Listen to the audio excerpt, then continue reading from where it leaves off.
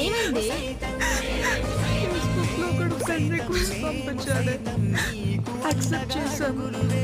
Numbers exchange చేసుకున్నాం, close అయ్యాం. ఒకరోజు ప్రపోజ్ చేస్తే యాక్సెప్ట్ చేశాను. అటువంటి ఫొటోస్ అడిగానే పంపాను.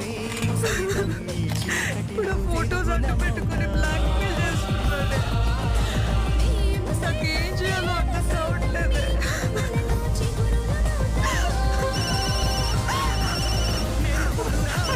ఏం కాదు. ఏం కాదు.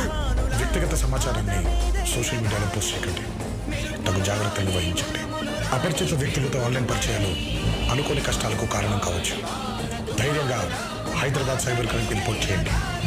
జాగ్రత్త. క్యాంపస్ సెలక్షన్స్లో